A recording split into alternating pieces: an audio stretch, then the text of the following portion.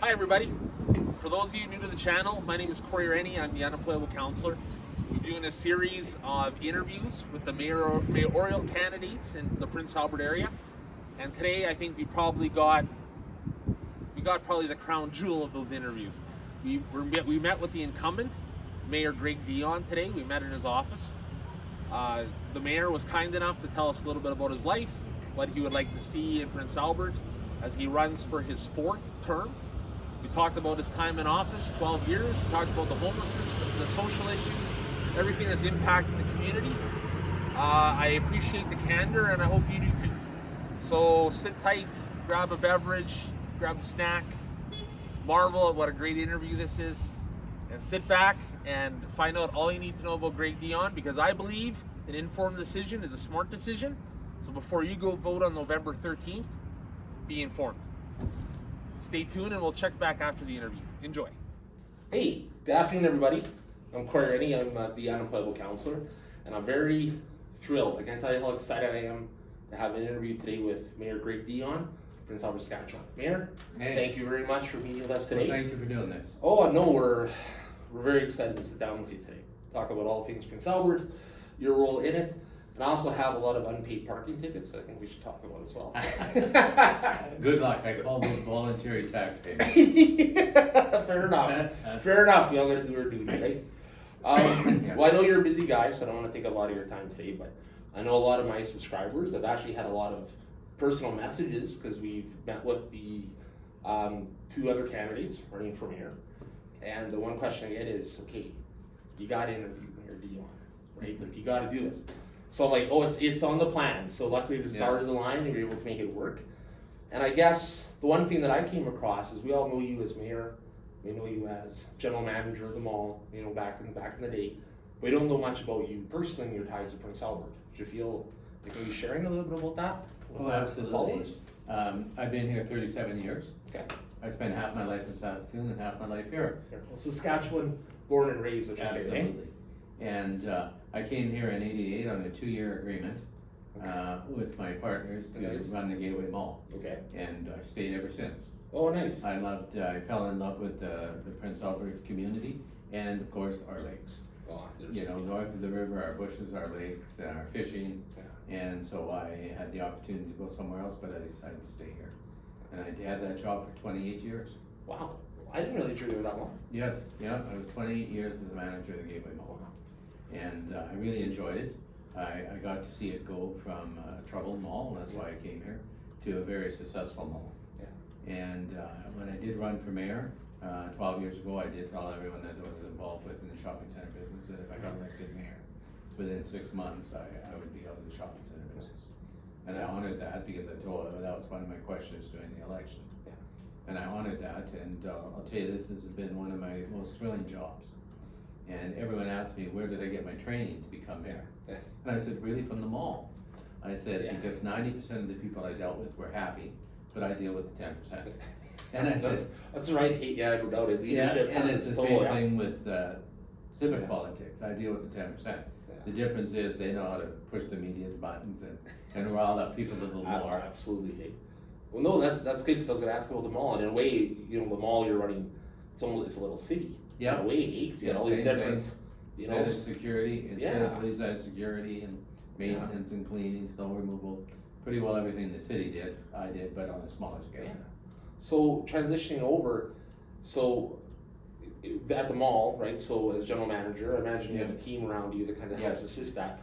So now that you get the mayorship, let's go back 12 years, you get the mayorship, you're in the role, and now you have all these city council members to deal with, different wards. Because like you said, from the mall to this, it's a larger scale. So was that a tough transition? How do you work with that now? Currently? It was a tough transition in the way that I had to gear down. Okay. In the private world, if you seen something and it had to get done, you could do it right away. Yes. Where in the city's world, I always call it next year's country, because lots of times you have to put it in the budget for next year, because you live every year budget to budget. Okay. So it was tough on me the first couple of years, because I'm a go-to guy. Well, that transition, it's like, okay, I gotta wait. Okay? Yeah, let it get done. Yeah, where I got of 28 years of doing it tomorrow, where I had to wait. But I really enjoyed it, and you're right. I have 8 other people on the team, And people don't understand that the mayor doesn't have a veto vote. The mayor has one vote like the rest of them, so anything he proposes, he has to convince 4 other members to vote with him. It takes the majority to rule. And an interesting rule that people don't realize, when someone's away and there's 8 of us and the vote's 4-4, that's a defeat. You have to have the majority. There's no such thing as a tie vote. It's either 4 plus 1 or defeat.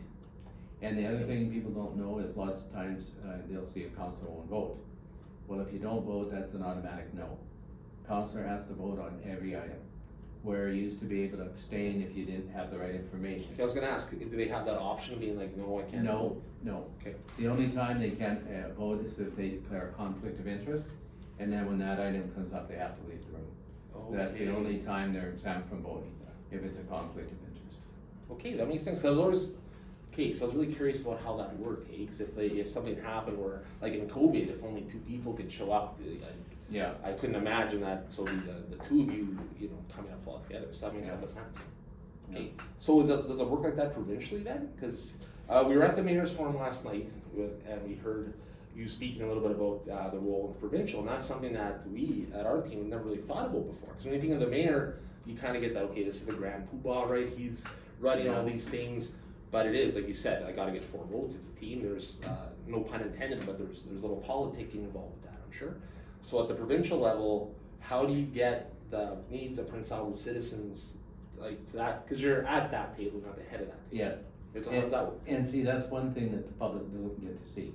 They don't get to see us when we're in camera negotiating, the land deals for all these new businesses that we have. And so they don't get to see us usually in our prime time, because land and labor is behind. And it's similar with the provincial government.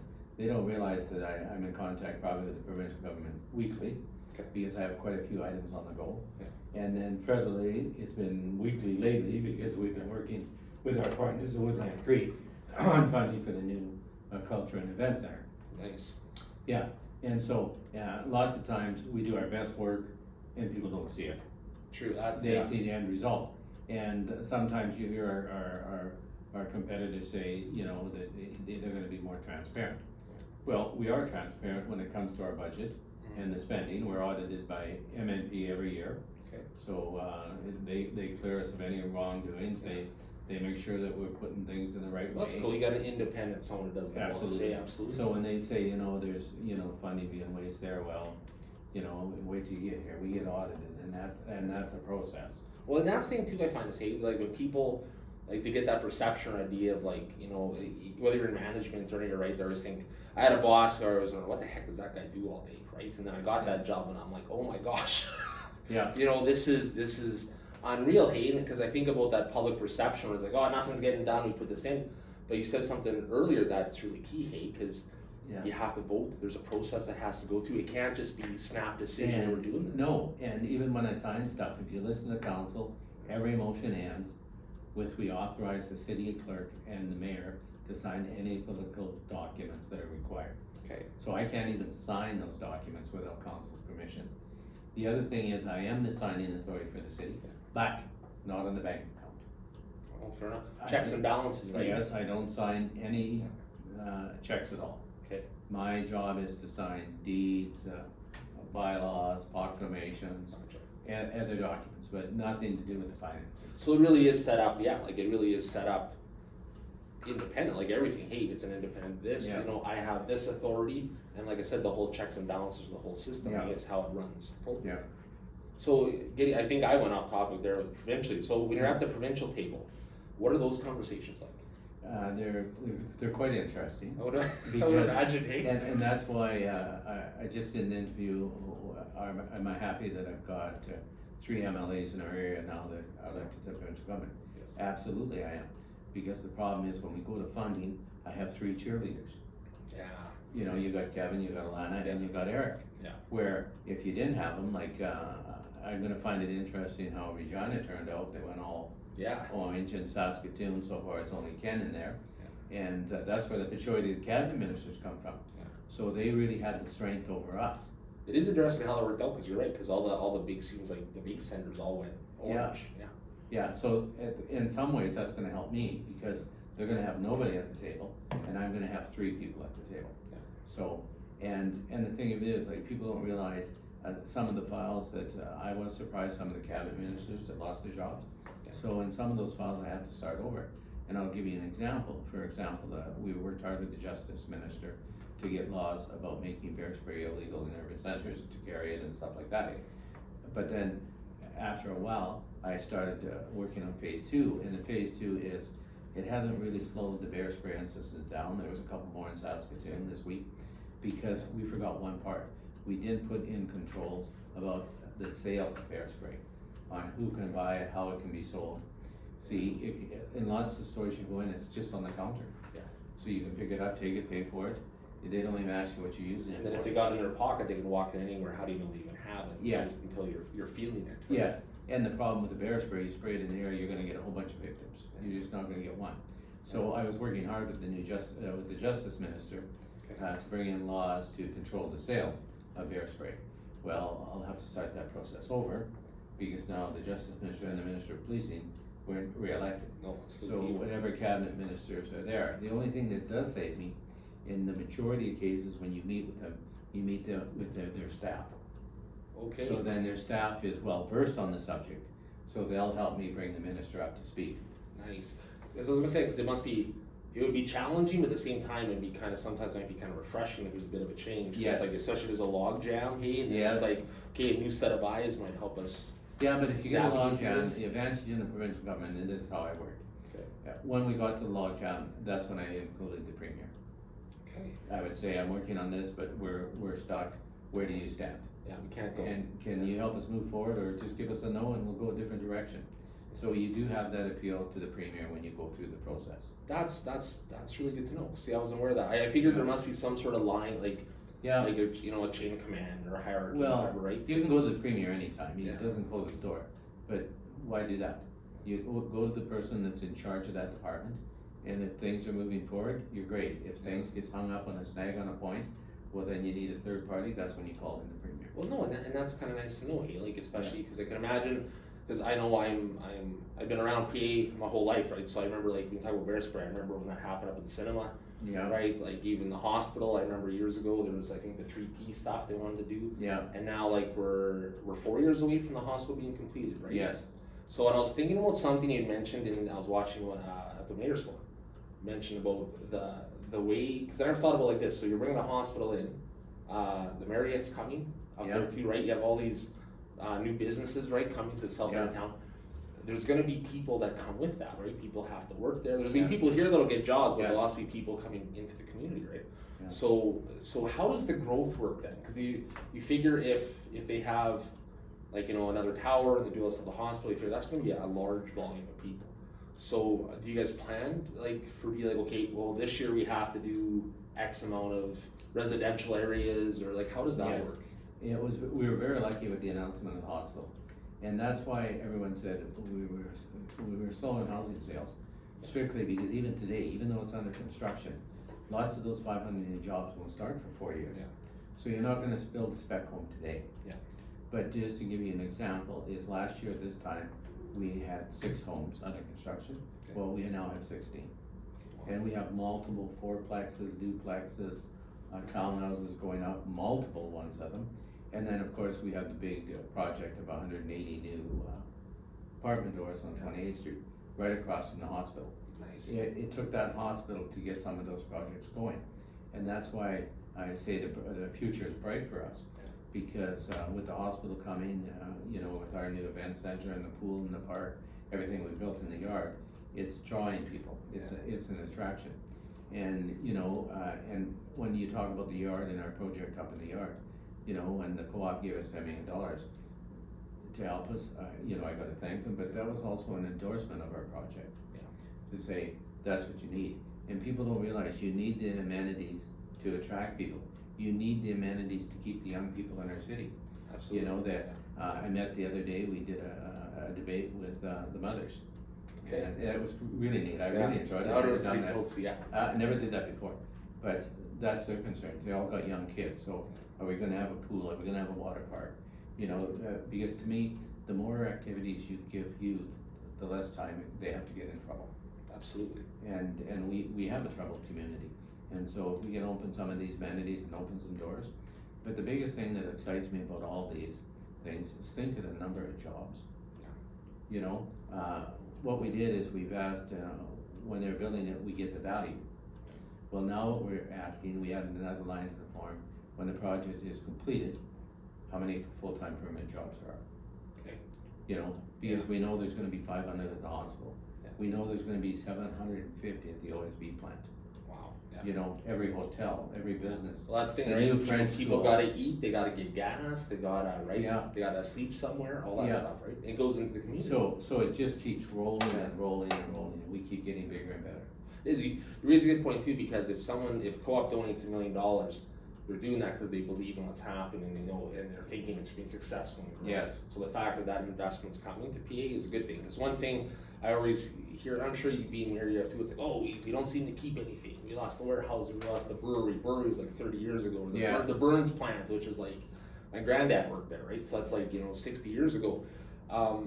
But then there's these other things that, like, that's what happens. It's like it sheds, but it comes back, and it sounds It's interesting you brought those all, because I'm amazed no one has written a book about how tough and resilient the city of Prince Albert is. You're right about that. When you look at what you just said, look at what we had. We had Burns. I wasn't here then, but we had Burns. We had Weyerhaeuser. We had the brewery. You know, but we still seem to be motoring along. Yeah. And so that just shows how resilient we are. It does, and like you said too, with the investments coming to the city, you mentioned something right in the beginning where it's like, we have beautiful lakes. I had a conversation yesterday where I talked about how I love walking along the riverbank, right? Like it's beautiful, like it's such a scenic city. Mm-hmm. And if you like old architecture and old buildings, like I love downtown because it just has that, kind of that call to the past. But downtown is an issue everybody brings up, right? They always talk about the homelessness, all those sort of stuff. And I know you guys have been working behind the scenes with some stuff. When it comes, I know the homelessness, and my background is with mental health and addiction, so when I think about that, You understand it. I think, okay, because no one says I want to be homeless or I want to sell myself, none of that kind of stuff, right? Those aren't goals on a school form, but there is that there. So with you coming up with your 4th term, is there any plans to look at that maybe differently, or do you have a strategy in place that you're hoping will work with that? Well, I'm glad you brought all those pillars up, because I think now we realize we're starting to understand homelessness. Before we just talked about homeless in general. Well, now we're talking about mental health, addictions, homelessness. What are you? Well, most of them are addicted. Yeah. And so that's why we have to build detox, we have to build facilities where we can cure them. And that's why lots of people don't agree with safe injection sites or anything else, because you become enablers. You're not curing them, you're just helping them to do it safer. But at the end of the day, I want to see them cured. I want them to see the cured and be good citizens and contribute to the society. Where the way they're going now, they're spinning out of control, and they're shortening their lifespan. Yes. And so there's lots of things. But the biggest thing with homelessness is, and I'll share this. When I was in Ottawa, I looked out my window, and there was homeless people sleeping right on the street, right outside Ottawa. And then they were telling me how bad it is there. But of course, when I was there, it was 24. It was 3 below here, 24 there. So you would understand that's where they migrate to because of the weather. Absolutely. So they can stay outside. And it's a homelessness blew up because of COVID. I used to tell people we always probably had 150 homeless people, but we probably only had 50 on the street. And I called the other 100 couch surfers. Yes. They'd stay at your house for 2 days, her house for 2 days, my house. Yeah. But then COVID came along, that ended because of health thing. And that put them all on the street, and that's what made them so noticeable so quickly. Well, and that really was almost like the pin in the balloon for that hate. Because all of a sudden, it seemed like we had this conversation too, where it seemed like once that happened, then there was more of the visible aspect. You drive downtown, there are doorways. Yeah. It was more of a presence than it was before. Yes. Like you kind of see it here and there, and I think that's where I think maybe with some of the citizens they become more alarmed because of that. But then COVID, like the world shut down for a good period of time. Yeah. And just. Because there's mental health addictions. We had that huge worldwide calamity that occurred, and now we have not just that, but there's also people that might have resulted to that based off the fact is that food went up and all those sorts of factors. Hey? Yeah. So and what doesn't help the homeless situation is themselves. Okay. Okay. Wherever you see them, they spread garbage everywhere. So, and people get furious about that, because you wanna have a clean city. Yeah. You know, they're going through the garbage bins, looking for bottles, throwing out the garbage, they're taking cardboard and sleeping in it overnight, and then they leave it right in that spot, and the next night go get new. So then people always see it as garbage and they relate it to the homelessness, so it gives them another taint that they're dirty. Well, it does, and I mean, like, we had posted a video, cause we have, like, there's that chain link fence behind the big box stores. Yes. And like, you know, my son and I will walk that, you know, and go, you know, back and forth through the gate there, and there wasn't a gate, then a week later there was a gate locked up, and the next week there was a huge giant hole cut out of that fence, and there's a bunch of them. It seems like every access point is done, and it's not everyone that's doing that, but it's the fact that it's those folks that, like, where I used to live on the hill, you know, the guys would go through my garbage all the time. It's like, look, just put it back, okay? Like, I'm not, you know, we're not mad, just like, but they don't. It's just a huge mess thing. And people are like, okay, we got to do something about this. Then they all kind of get painted with that brush. So I can understand the frustration, especially with like shelters. I can understand the viewpoint. It's like, you know, maybe not beside my house, Yeah. right? But at the same time, right, we have to do something that's gonna work for them and the city, right? So imagine as mayor, that's a tightrope to walk sometimes, hey, because it's like, it's a tightrope, and I am a very moral person, and so I'm not gonna vote for a shelter in your neighborhood if you don't want it. You know, we're elected by the people, and we're to listen to the people. Yeah. So when the people, you have a public meeting, and that's why we always do it. Everyone says, Greg, why do you have these public meetings? Well, you want to keep the public informed, you want their opinion, because that's who elects you. And if they want to say something, hey man, this is a chance to exercise your And voice. if they say no, sorry, it's no. You know, I do believe we have other options for a homeless shelter, but the provincial government who funds it has complained that one of the areas there's no services, so it'd be an extra $1 million to bring those services in. So, so they didn't want that location. Well, at the end of the day, we may be forced to that location, you know, where there is nobody and no services, and bring it in.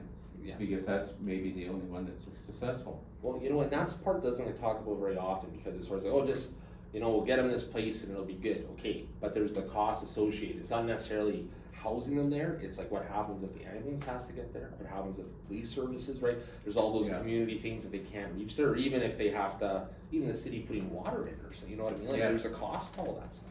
Well, and it's expensive. Yeah. And at the end of the day, I just don't want a shelter. I want a shelter where there's 5 offices, so there's an addiction counselor there. You know, there's a mental health counselor there. Because we have to work with them and deal with them, see if we can house them, see if we can get them cured, see if we can get them on the right track. Well, you're surrounding like a wraparound. So yes, that's a perfect good way to do it. Because the way it's working today, it's not working. You know, and we are hopeful. The province has tried a project in North Battleford, and we've applied for it. It's called the drug court. And what it is, and it's the judge and everything that are trained on addictions.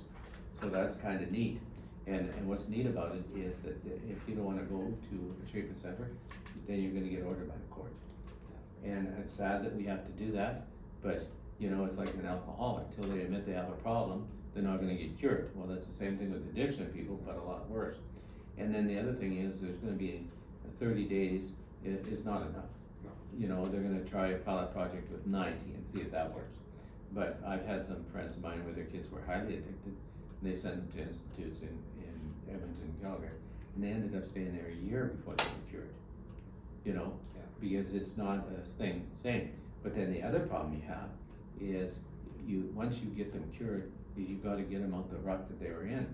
Because lots of times they return back to their home community with their friends that fed them the drugs in the first place. It's true. I agree, because I think like 28-day program was mostly right. If you include detox, you're looking at 35, and the crystal meth alone, you're still, like, even if you don't use for a month, you're still getting that impact there. And that's the thing. We seem kind of, we're good at kind of oh yeah, we'll get them in 28-day center, but then it's like taking a fish out of a polluted river. Right? Yeah. And you take care of them, they got clean water for 28 days, and then at the end of it, you throw them back in there and expect them to not indulge or not go back. That's a very good scenario. It is. Like, it sounds like you're more up for, let's set these guys up for success rather than repeating the same kind of failures. Absolutely. And it's about spending money. Let's spend money in the right direction and see a return on our dollar. Because the way we are today, we're not seeing that return. We're No. spending all that money, they're still going around and around. Well, yeah. And then the other problem that we have is, you know, the Y brought it up, we have a men's shelter at the exhibition grounds, 45 beds, and then we have 12 beds at my house for ladies. And people said, well, Greg, you know, we need more. But at some point, when do you stop? Because in some cases in Ottawa, some professor said that some cities have become enablers, that you're giving these addicts 3 hot meals a day and a bed to sleep in. Why would they take their money and rent an apartment? And why would they get out of that when they can take all that money and use it for drugs? Well, and you hit something. There's a fine line between helping and enabling. Yes. I agree with you there. Yeah. Because that is true. And I think that's the point we're at now. We're stuck at the point because lots of people, we go at the street when it's 20, 30 below, they won't go to the shelter. Because the shelter has rules, no drinking, no drugs. Well, no, we want to do our drugs, so we're not going to the shelter. So it doesn't matter how big your shelter is. And then the problem is, I don't want to get stuck up like Saskatoon did. They built that shelter in Fairhaven way too big, 125 beds. I don't know how they can manage that. I don't. You know, where now they're thinking of going to 30, 30, 30 and move it around the city. Well, it's more manageable then. Yes, it is more manageable, but the experience that the residents got from Fairhaven has turned off the rest of the city to not in my neighborhood. So they're stuck the same as we are. Where are you gonna put it? Because at the end of the day, not in my neighborhood. Well, it kind of goes down to if your plan isn't well thought out, you get situations like that, and then it's more of a hindrance than a help, because then the community perception is, okay, look, this isn't working. But it's like, no, we went too big, but no, that's not gonna matter. It's just No, like this it's is not. still. Because if you have a 30, and people don't understand, if you have a well-managed shelter, it will help the area. Well, You know, absolutely. it will help the area because they'll take care of them. You know, the Y, for example, the last building, they were thinking of, they were gonna even have a big fenced area so they could go outside and smoke, and then they wouldn't wander the neighborhoods. You know, and so, they know how to run shelters, but the problem is to find a location. Well, it's true, and sometimes too, like when the long-term cost of things, right? Like when you look at police services, ambulances, all sorts of things, and it makes sense, right? So if you build a place, you have 25, 30 people in it, right? It's staffed, like you said. If you got addictions, you got mental health, you have those that can help with those other factors that contribute to them being homeless, right? Then homelessness, once those are set, like even the health stuff, right? You got people with Hep C, you got people with STIs. There's those sorts of things out there. You get that foundational built, and then that should help get people, push them through the transition, right? Yeah. That linear line. But part of the problem is too, is we're not very good salesmen. Like the Y has had, we don't Okay. sell the positive things. Like the Y has had some great success with the shelter at the exhibition grounds. Absolutely, They yes. house people, they've got them into treatment and stuff, but you don't hear that. No. You hear all the negative parts about it. That's And that's what has to turn around. We have to say, hey, the shelters do work. You know, look at the Y, for example, they've got them into my house, they've got them into residence, they've got them back on the right track. But we don't hear those stories. We hear about the crazy one taking his clothes off and running down Second Avenue. Yeah, no, that's You true. know, and for some reason, the homeless people wanna be where the traffic is, and I don't understand that. You know, usually they're in the background, you don't see them. But for some reason, homelessness everywhere now is front and center, they don't care where they And are. that's the shift, like we were saying earlier, like through COVID, hey, all of a sudden there's that visual aspect that wasn't there before. Yes, Right? Because I know talking to some of the business owners down here, like it's more of the nuisance crime stuff, maybe a broken window, some of them relieve themselves in the door, like that kind of Yeah. stuff where it's like, yeah. you know, and has security walking around downtown, is that proven to be, has that helped with a lot of that stuff? Well, it helps with that kind of stuff, but it's not reaching out to them and getting them into programming. You know, Just punitive. All it does is moving them around. Yeah. It moves them from my doorway to your doorway, Yeah. which is still alright downtown, it's effective Yeah. and people see it. But at the end of the day, it's just a game, we're just going in a circle. Yeah. But we have to stop the circle. It's just a cat and mouse after a while. Yes. eh? No, fair enough. So talking about the downtown then, the homelessness side, are there any aspects of downtown? Because like people say, oh, downtown had its issues, so Cornerstone got built. I don't necessarily believe that it got moved, No. but I mean, like we just have another area of town to go. But we have some businesses, like some old businesses down here. I like driving down. You can see some of the old, you know, like you can see the Yeah. Seas Corgo furs, things like that. Yeah. So is there any plan for like the downtown area for the future? Well, Like, what first do you I'll, see there? first I'll comment on Cornerstone. Sure. Power centers are across the country, and that's what they're called. Okay. They were built for that reason. They got a little out of hand. They were supposed to just be big boxes, Okay. But then they started building little malls and letting them my business in. Yeah. So they came the creature they did today. Okay. You know, we're downtown, we do have a plan. Okay. We do have a landscaping plan and a reconstruction plan of Central Avenue. Okay. The pipes on Central Avenue we have to deal with are 104 years old. Yeah. So that was the problem that we had on Second Avenue. They were I 100 remember years when old. they did all that work. Yes. And all those pipes are replaced now. Yes, and people don't realize that I always say short-term pain for long-term gain. Yeah.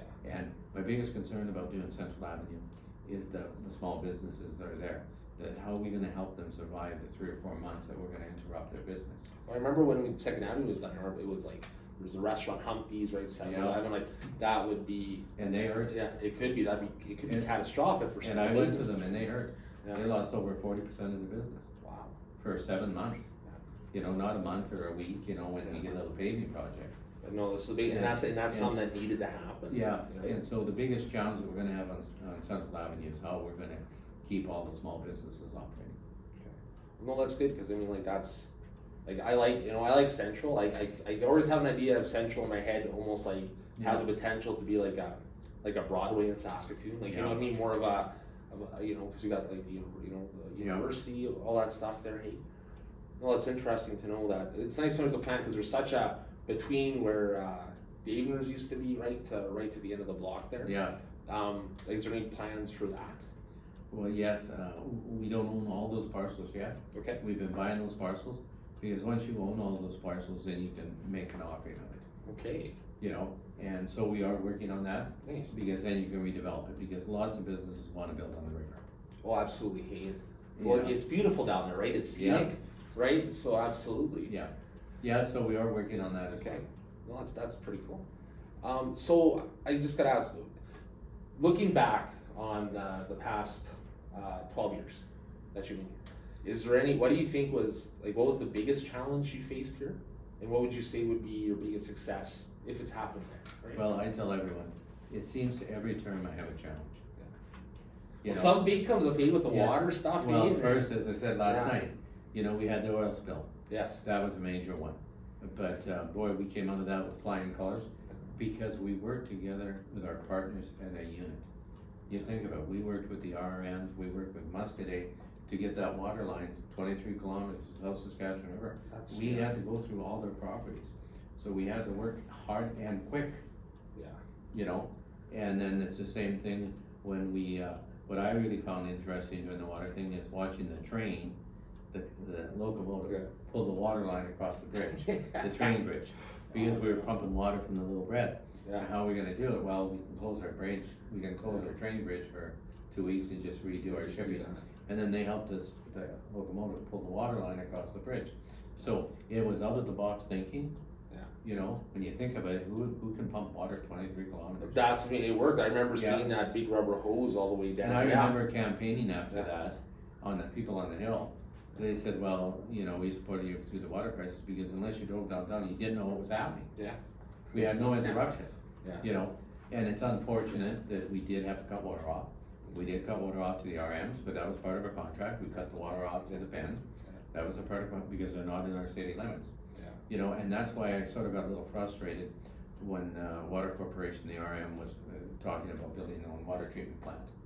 Yeah. Okay, west of the thing. And one of the reasons they said, well, we did ask the mayor, if the water crisis happened again, would you shut the water off? Well, of course I will. My responsibility to the residents of PA. So that was one of their justifications, but when they went to Ottawa, my complaint is, when the oil comes down, they'll be shutting their water treatment plant down before we will. Exactly.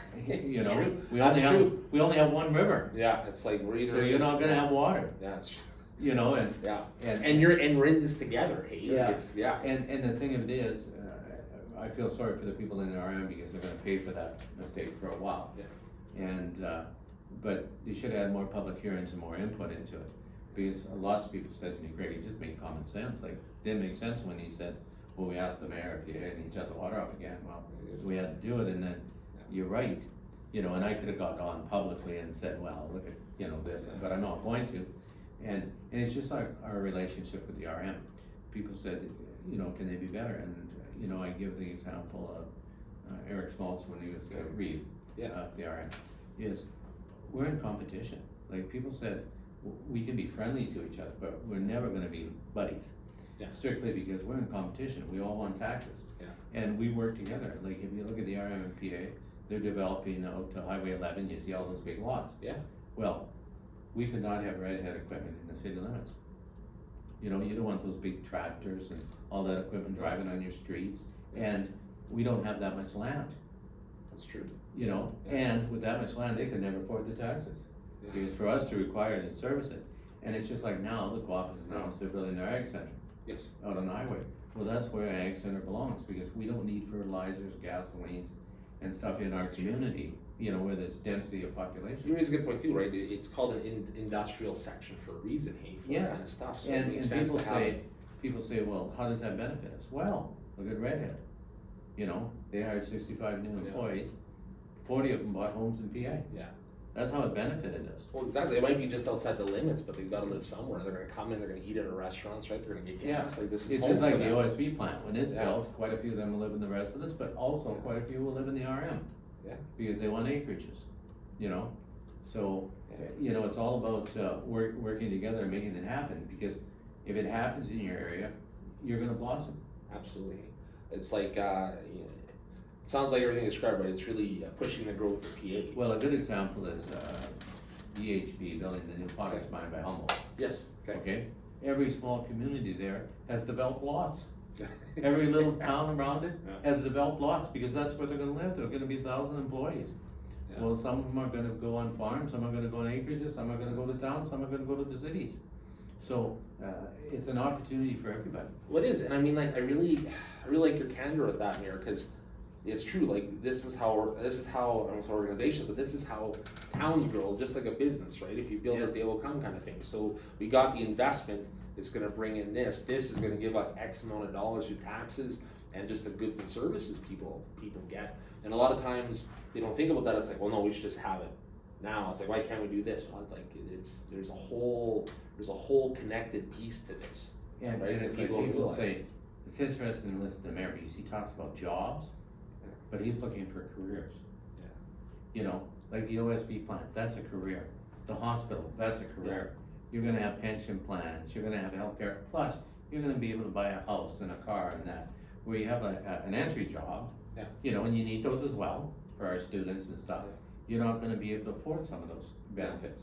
So that's why I talk about two different aspects. I've been working on trying to find careers to keep our young people here. When you're talking the difference between short-term and long-term planning, right? Yes. There's, like you mentioned earlier about something, like sometimes you just gotta do it. Like sometimes you gotta bite the bullet if we do this now, but 2 years from now or next year, we're not gonna have this cost if this works. Yes. Sometimes you gotta look at those kind of pieces, and that's not always the case, right? I don't know if it's society, everything's so instant gratification with all that stuff, but it's like if it doesn't happen right now, it's like, oh, we can't do it. Well, no, it's like you said earlier, right? Like you got to go through a process, and then you get to the end, and then a year from now we'll be able to do this. Like you said, next year's problem, I think, or that's next year's thing, whatever. There, but it's true, right? Because it all loops back together. Just if you're gonna do it right, and then at least you don't have the issues like you said in Saskatoon, where you got this facility that has 120 Yeah. beds, and it could be pandemonium inside. You don't know, Yes. right? How does one guy do that? Yeah. That's interesting. And the new area town, the new parcels. Would you be able to share a little bit about some of the businesses coming in up there? In the yard? Yeah, like with the Marriott. And, Yeah, well, we're getting a new hotel, new liquor store, but Co-op also announced, they bought a big piece of property there, that they're gonna build a new grocery store there in the coming years, a different one, a different kind of a brand. So I'm gonna let them announce it, it's gonna be Okay. unique to us. Okay, yeah. And it's gonna be great, and then you look at the other businesses there, you know, we have private entrepreneurs in our city, which I love to see develop properties. Like Ken Malafont and his wife are one of the biggest developers, that you see all that construction Yeah. going up there, that's them, you know? Nice. And so it's great to see that, you know, people develop, and I always tell people, profit's not a dirty word. No.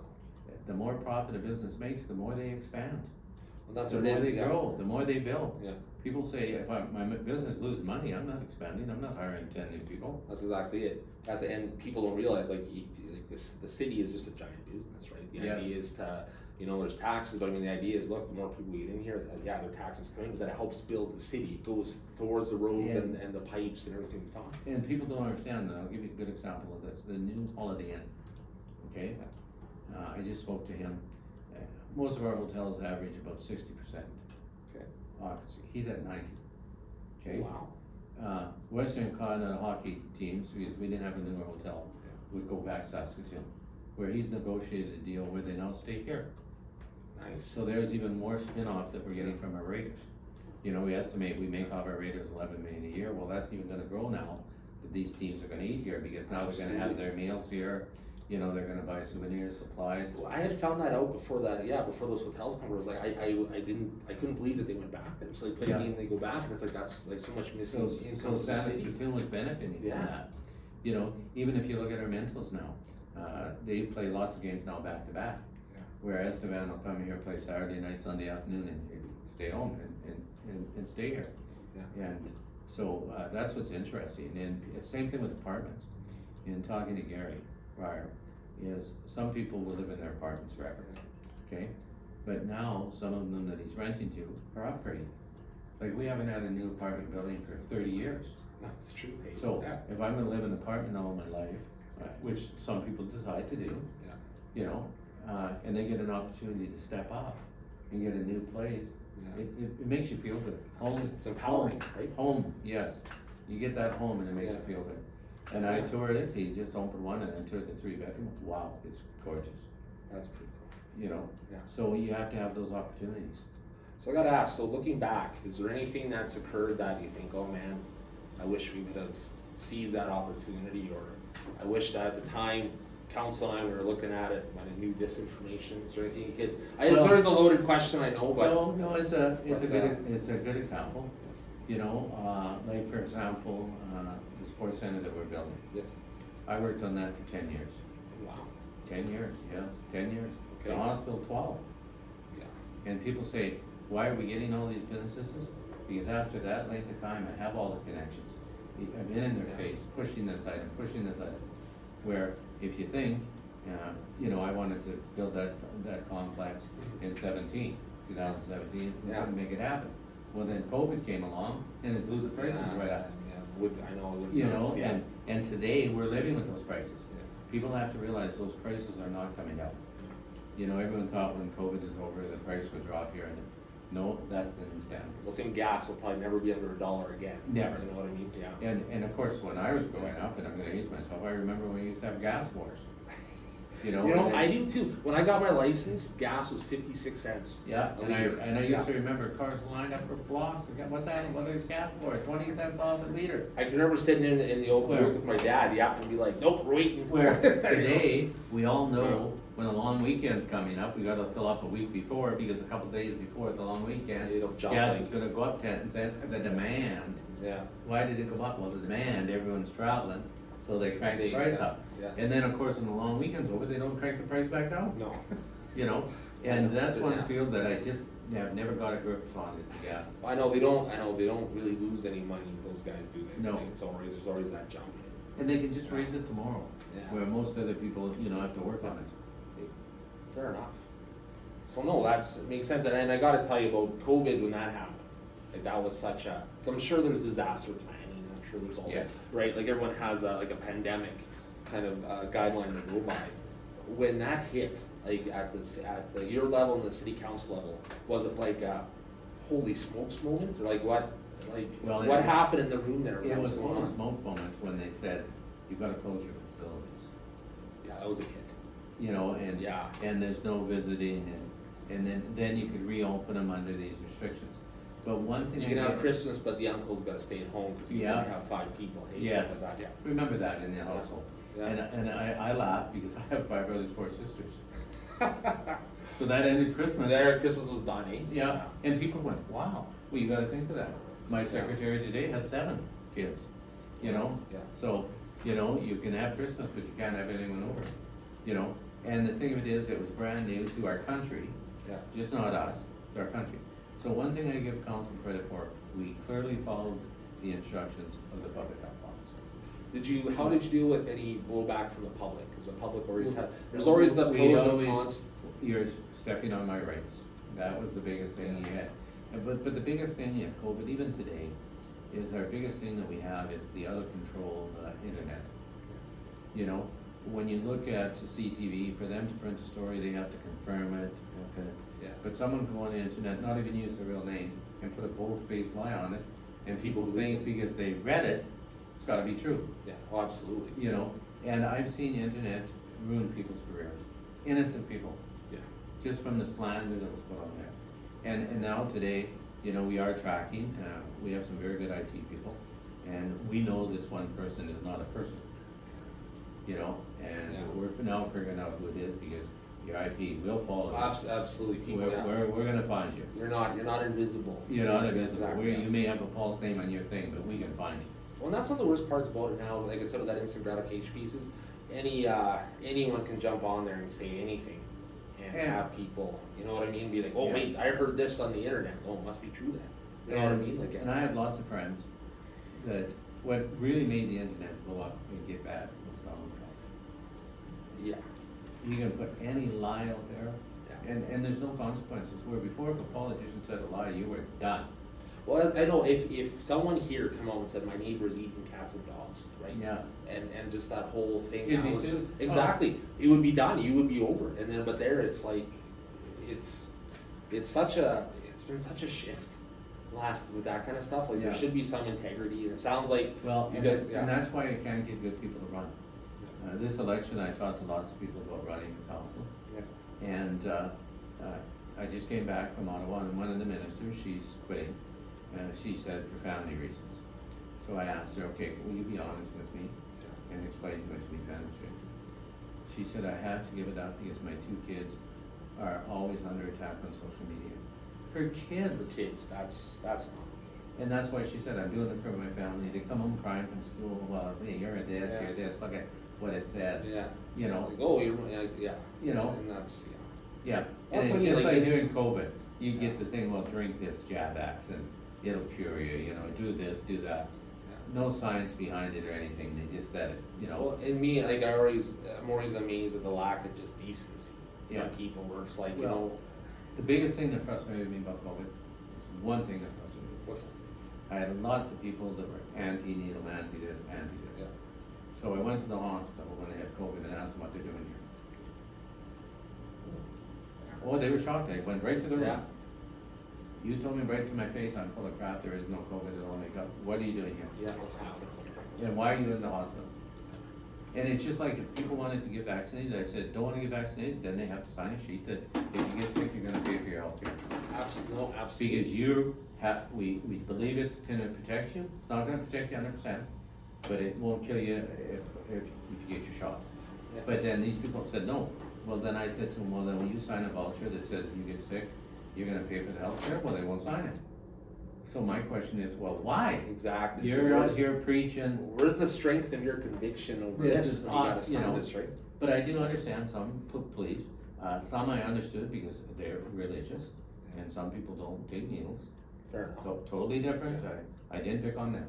Yeah. You know, but the doctor Facebook and the doctor Instagram people just drove me crazy doing that. There was a friend of mine, we worked together, and he wouldn't get the shot either, and then he ended up passing away, right? Because he got COVID, and he had other contributing factors. But it's just like, you know, and for what I always look this way, it's like, okay, I can understand, oh, it came through quick, but there were like, it wasn't just one guy making a vaccine, like he's not, you know, it's not making it in his bathtub, it's turning around. Like these were like, the whole world was working on this issue. Well, and it's just like when I went through my cancer treatments, I was warned the biggest threat I have during my cancer period is getting pneumonia. Because I have no, Your immune system my is immune shot. system gone, because it killed me. And so you have to be really careful that you don't get that. Yeah. So people don't realize that, you know, that, and so when you had everything, then COVID come along, it took lots of people. Because they always would say, well, they had their health problems. Yes, and that's why they should have got vaccinated. And another thing too, like when they say masks, and like I understand, like, I'm not wearing a mask. I get that, you know, your Yeah. opinion, but it's like we're not just wearing it for us, we're wearing it for other people, because there is people with compromised immune systems, or But you know, and then people would argue that when the mask, you're violating my rights. Well, no, I'm not. It says if you're gonna go to the hockey game, you have to wear a mask. It's you decided to go to the hockey game. You know. we're not saying you can't come. We just know what the parameters are. Same if thing you when I do. went to the movie theater. You had to wear a mask. So if I don't wanna wear a mask, well, I guess I'm not seeing the movie. You know, you did have a choice. People said we didn't have a choice. Yes, you had a choice. You do. You know? And it's funny because there's been such a shift. Like I said, I don't know, like, you know, I think it's all connected, right? You got the instant gratification, right? Just the online stuff. I can go on there right now and say, hey, I worked with Winnie the Pooh today or whatever, the case may be. My assistant's dressed up. Right? So, like, I can just do that right now and it's fact, right? As opposed to, and even like talking to people about different things. Now, you can't tell me this, or I'm not doing that. It seems like there's such a shift from like almost like that baby boomer generation to the, I don't know the codes for all the generational gaps, but it seems like this generation, like you think about kids 18, 19 going to war like my granddad did, right? Yeah. World War II, like you can't see that happening today. Like heaven forbid it never has to happen, but I mean like if the roles were reversed, it'd be a whole different story. It's just like today when I go visit sick friends, wherever they are, I wear a mask. Yeah. People were shocked. I carry them in my truck and they said, why do you wear a mask? Well, I don't want to give them anything. Exactly. You know, they're sick and they're struggling and if I bring them in and give them a bug, I feel really bad. Yeah. You know, so for a safeguard, I have great respect for them and I want them to survive. So if it means I have to put a mask on, I'm putting a mask on. Well, see, I like that, because regardless what your viewpoint is, whether you want to do, you know, whether you want to wear a mask or you believe in that or you don't, it doesn't matter, but it's like, you know, just be respectful of the people you're with. That's what I think is the thing here, because like, there's a big thing about how, you know, I find it funny, especially you mentioned Donald Trump, but you look at the States, right? We have this issue where it's like, you know, no, you can't tell me what to do with my body. They're saying on one hand, but then when it comes to a woman's reproductive rights, they're like, no, you can't do this. But you know what I mean? Like, do you not see the hypocrisy there? Right? And I think that the biggest thing that's hurt us, of course, is American TV. You know, it has. It's really Americanized a lot of our viewpoints, because that's the prime stuff we get. Like, I have some really close friends that 100% today support Donald Trump. Yeah. Where 5 years ago they wouldn't have. Yeah. You know, so COVID really did change our thinking too. I think some of that stuff, it's like, you know, it's like waves hitting a rock on the shore over time. It just wears you down. It does. You know, like. But the biggest thing that I like about, and I tell my colleagues, is there's provincial issues, there's federal issues, there's civic issues. We have no civic. Yeah. Do not get into provincial. Yeah. Like one of the things that hurt Shirley Clark, Mayor Saston, I was shocked when I heard on TV denouncing the government over the pronoun policy. Yeah. Okay. Well, that's so far out of our wheelhouse, you know, and it's just like homelessness. That is 100% provincial and federal problem. Yeah. We get enough downloading from both of them that we gotta add on our taxes. Yeah. That I don't wanna start funding things that they're responsible for. So that's why you meet with them to make sure you stay in your own lane. Yeah. And we get lots of downloading from the province and the feds. Oh, because we all have tight budgets, so let us pay. Yeah. You know, and boom. Yeah. And so that's why I tell people you gotta stay in your lane. Do I like the way that the homeless picture is going? No, because it's affecting my community. Yeah. And I'm on the province all the time. You know, and then I find out from the federal government, it was just in the news, that the federal government now, that our province didn't sign on to their homeless. There was 2 provinces that didn't. We are one of them. So now the feds are directly gonna deal with Saskatoon and Regina. Well, I want on that list. Exactly. Because it's funding, and it's federal funding, and that's where we should be getting it. Well, it is, and we're the 3rd largest like city in the province. And that's the other thing I wanna remind people. We gotta start acting like we're the 3rd largest. You know, exactly. I go to Ottawa and they all know we're the 3rd largest city. You know, and they're amazed when they hear $1.8 million in new construction. They're amazed at all the new jobs. They're amazed what we're doing in reconciliation with our partners with the Woodland Creek. Yeah. They're amazed with this and they're amazed with that. But hey, you go all over the place now. Before you used to just hear about PA because you're the home of the Raiders. Yeah. You know, so that's true. Yeah, the Raiders, proud of that. But hey, the Raiders are a big moral supporter for our community. You go everywhere. You look at Drysdale. Yeah. Where did he play? Absolutely. He talks about it on a regular basis. He talks about it. Yeah. And that's why we need these facilities. Yeah. You know, and it's just the biggest thing I'm excited about is we're soon going to own our own swimming pool. We're the 3rd largest city. We didn't own our own pool. You know, and people say, well, what's going to happen to the pool? Well, Frank Dunn pool time has ran out. You know, you can't rebuild it to where it is. And it's just like people say, well, what are you going to do when we open? The Kinsman will stay open. We need that eye service. The Stewart will close. But I heard a rumor the other day, well, we're going to demolish it. No, we're not. It's like, We're not gonna use it, we're gonna, as a city, use it. exactly. We need a big It's like, storage. you didn't hear that from my office.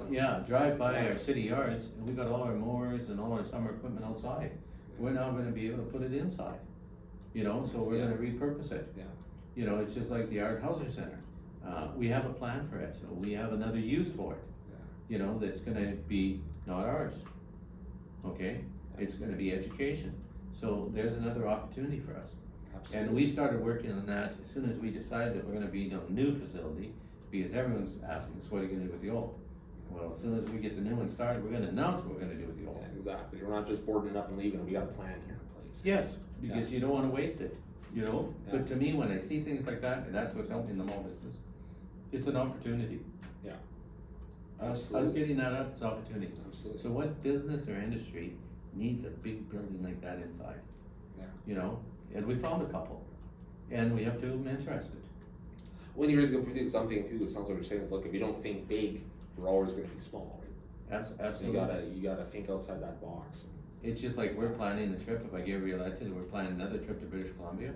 We attracted, the OSB plant. But we now know what I've been saying for 12 years. Yeah. Everyone's asked me, if they say the city address, they always ask me, well, Greg, you never said anything about the mill. Well, I do not believe with the current ownership that mill's ever gonna open. Because every time I met with them, 5 or 6 times, it was starting next week, it was starting, and none of the stories. That's been years now. 12 years. Yeah. And no one's ever, I said, everything they told me has never come to fruition.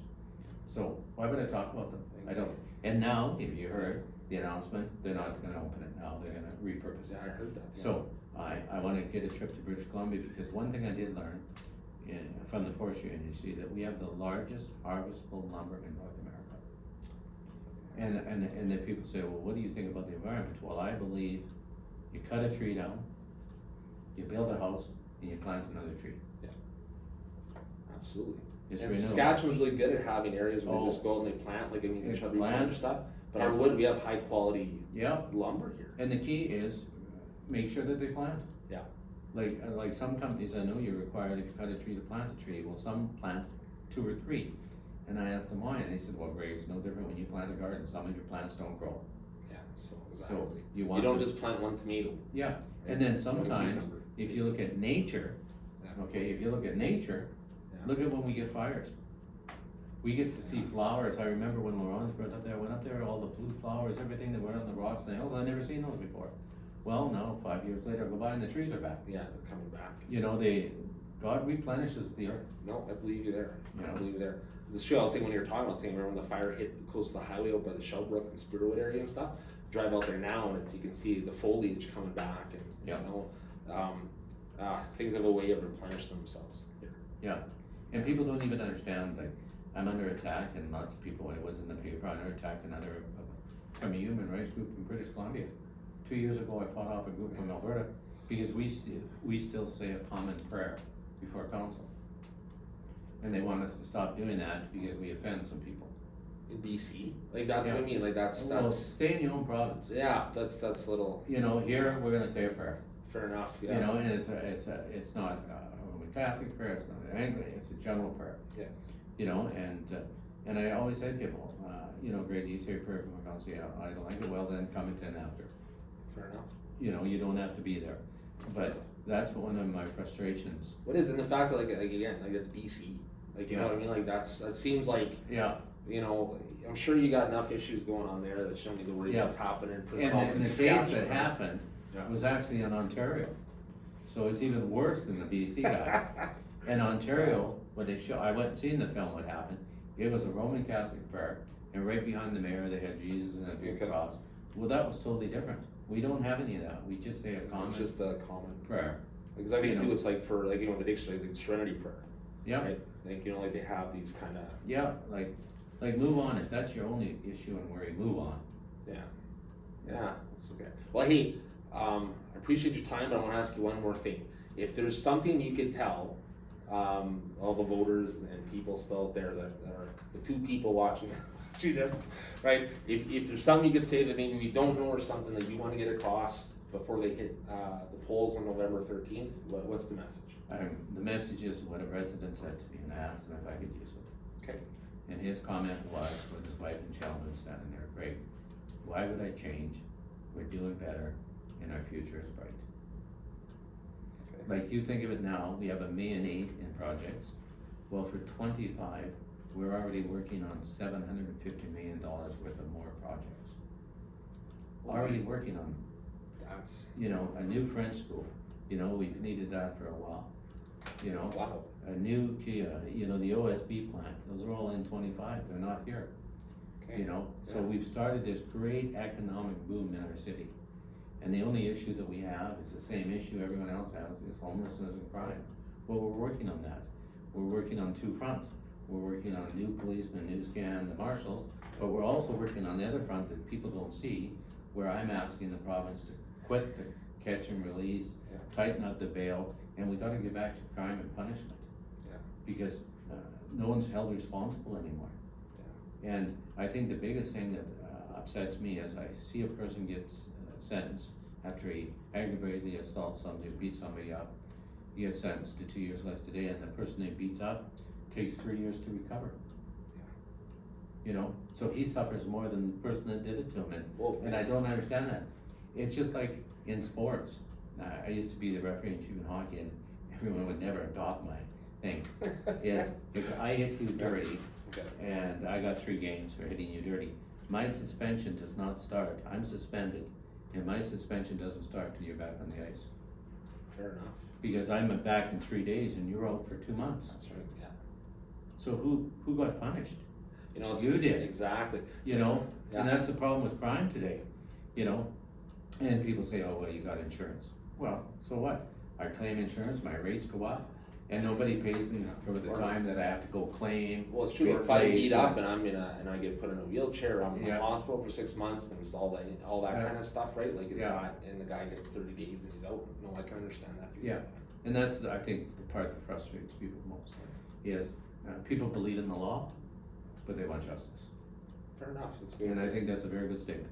We do believe in the law, but we want justice. Absolutely, absolutely. Well, I gotta say, well, basically to sum everything up, if you don't think big, you stay small, right? Yeah? So I gotta tell you, I really So, appreciate you taking my the comments time. to your viewers, let's keep moving forward, and please re-elect me on November 13th. Fair enough. Well, all the best in the election, Mayor. I just want to say thank you for meeting with us today. It was a pleasure, and I appreciate your candor and discussing all things PA and your role in it. And like I said, best of luck in the election November 13th. And for everyone here, Dionne Public Councilor, thank you for tuning in. And November 13th, make an informed decision, go vote, and take care. And thanks again, Mayor. Thank you, sir. Thank you. I just want to thank Greg Dionne. If you made it this far through the interview, I hope you enjoyed it. Leave some comments below. I can't thank Mayor Dionne enough for taking the time. He's an incredibly busy man. He was kind enough to show me and my assistant around City Hall today and have a good conversation, as you saw. Like I said, make an informed decision. Check out my other interviews with Brittany Marie Smith and Bill Pawlinski. Check those out. Make an informed decision. Vote for who you want based on what you think the city needs and deserves. Look at everybody's platform, and again, make an informed decision. I'm not going to keep you longer because I've kept you long enough. This is Corey Rennie, the unemployable counselor. If you like what you've seen here, like, share, and subscribe. Tell your friends, tell your parents, tell anyone who will listen. And remember, guys, we're all in this together. So take care of each other, and I'll see you at the polls on November 13th.